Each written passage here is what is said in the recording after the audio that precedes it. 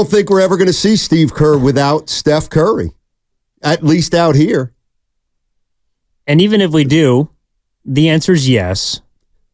But that doesn't mean that these guys aren't great coaches. Like is Steve Kerr the reason that Steph Curry is the best point guard of all time or what? I don't know, wherever you put it. No.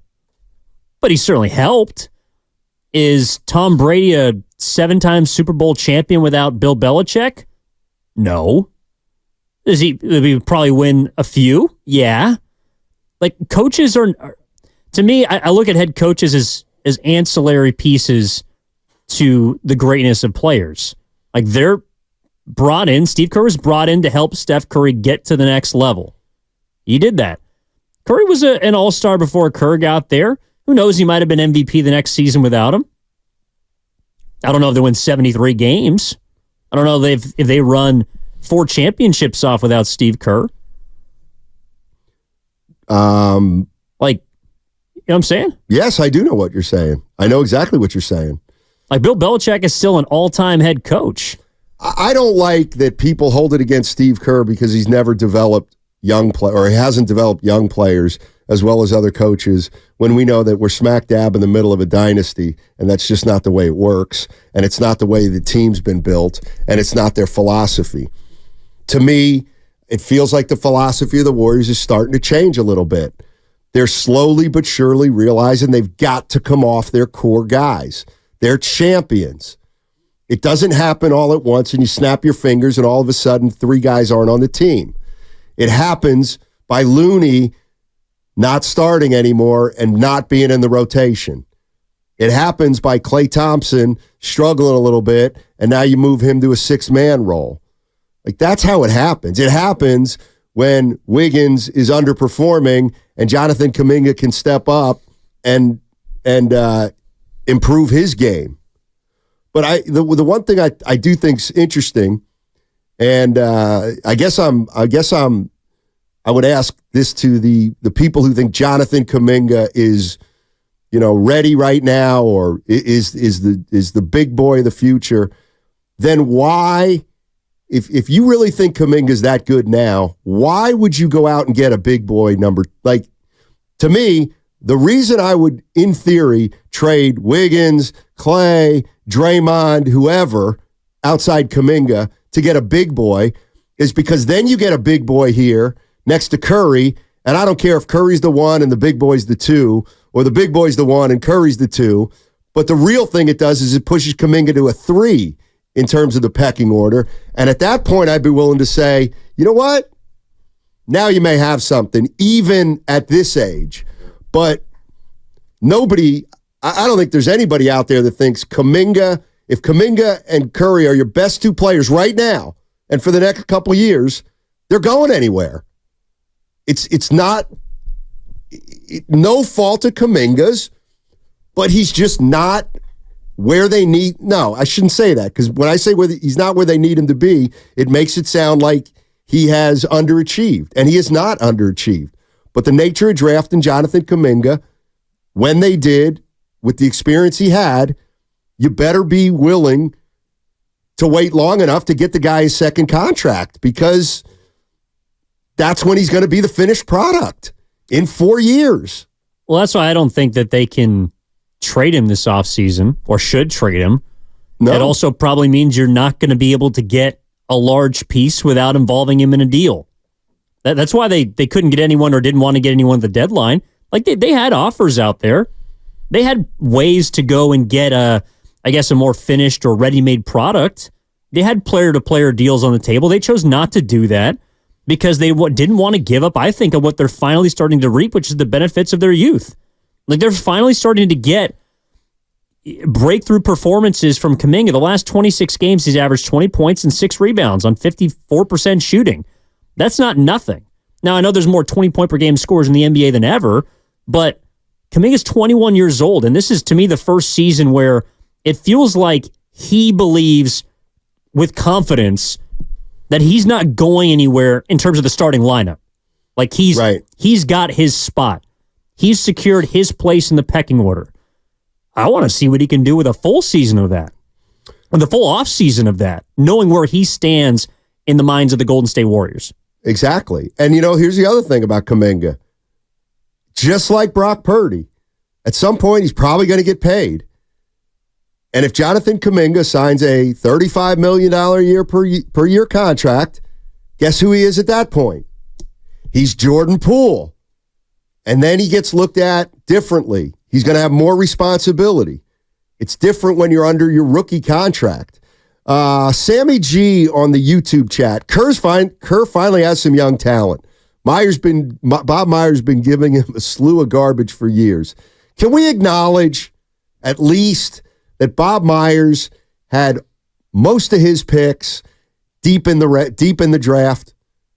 The guys we're talking about are Wiseman was 2, Moody was 14, Kuminga 7, Podziemski was 19, and Jackson Davis was a second-round pick. Like, it's not hard. It's not easy to hit on 3 out of 4 29th picks in the draft. It's just not. It's different. No, I mean, look, well, if we're talking about Myers, if we're going to relitigate that, the 2 highest picks he had, he went 1 for 2. Wiseman and Kuminga. And I'm not convinced Wiseman was his guy. Now, that may be revisionist history. He's got to get. He's got to get on his resume. No doubt. But to me, and I know people say, well, Myers did this and Dunleavy did that. I actually look at it as Lacob does it all. I do. Like, I would love to know what moves were made, not made, where Lacob was on certain things, where Kirk Lacob was on certain things. Did they ever make a move or not make a move when Joe said, we'll do it, but I don't like it at all? Well, like, that's the kind of thing we'll never know, so I guess it doesn't matter. No, Draymond was a Myers guy. Looney, too. Yeah. Patrick McCaw. Championship ring. PBJ. Is he in the league? Is he playing? I don't know. Gotta Google it. 888-957-9570 is the number. Steiny in with Evan. Guru taking care of some business. Warriors, hey, they beat the Spurs last night. What are they, 34-30 right now? Yep. 34-30, 18 games left for the Golden State Warriors. Does not look like Steph will play tomorrow in Dallas. It's really a shame that they're going to look at the next 2 games against Dallas and the Lakers, and they may not have Steph Curry, when a week ago after the Milwaukee game, or at least heading into the Milwaukee game, it looked like this team was at least going to be able to face those teams at full strength. But the reality of the situation is you can't lose both these games, because then you're down to, 16 games, and that's asking a lot. Asking a lot. Yesterday was a game where you need your young players to play well in that game. I don't think they played very well the first time they played the Spurs. It's one of the reasons why they lost. Dallas and Los Angeles are games you need your vets to play well. Like, that's the kind of game where you need, I think, against top players in the league like Doncic, like LeBron and Anthony Davis.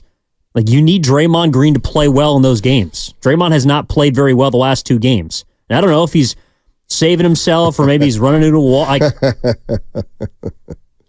That's a surprise. Care to elaborate? Did Steph play the last 2 games? No. Oh. I guess I should be careful and say sometimes Dre has trouble getting motivated when he doesn't have Steph by his side. It's always fun game. Is that something that would get him mad and he wouldn't want to talk to me in postgame? Even though he said it a million times? He'd be surprised you were talking to him. I'm surprised you're even talking to me. Shocked you talking to me. Why? I just said that sometimes you have motivational issues when Steph's not there. Okay, so let's see if he's got trouble against Dallas. What Warrior fan would not acknowledge that? Even the hardest of the hardcore. They'd all acknowledge it with Draymond. Got to put rats on the table. By the way, that's sponsored by Atco Pest Control. Saw the Atco Pest Control trucks out there early this morning in the rain in the city. And I was actually out at the world-famous Sam's Bar and Grill late last week, and they said that there's a lot of road construction going on here in downtown San Francisco, and you know what that does? That stirs up the rats. You've heard that, right? Anytime there's road construction, you jackhammering roads and ripping out curbs, and it unsettles the rats underground, and then they come up. 888-957-9570 if that's true. You seen any? It sure seems true to me. It makes a lot of sense to me. You just think they're hanging out like just under the street? Just waiting to Exactly. Just hanging out? Like in the sewers or? Yeah, exactly. Exactly. That's kind of deep construction though than regular like jackhammer work. Yeah, no, it's the vibration. How far are we digging? It unsettles them. Morning, where's Rich from Atco? He'll tell you. Rats will keep to themselves until they're hungry. Are you serious? Or unless they get interrupted in their daily life of not messing with people. Well, unfortunately, there hasn't been too much jackhammering, I guess, in my neighborhood. I haven't seen too many rats, Steiny. I'd like to keep it that way. Yeah, Rats are frightening. My fam's on the YouTube chat. We're trying to recognize more and more new people on the various chats. My fams, I'll recognize him. Steiny sounds like he thinks the Warriors should not sign Jonathan Kuminga to extension. No, that's not true at all. They're going to have to, probably. I'd be shocked if they don't extend Kuminga this offseason. Something they got to do. Pretty much. All I'm saying is, in 2 years, he'll be making 35 plus. And we'll look at him a little bit differently than a rookie than a young player on a rookie deal.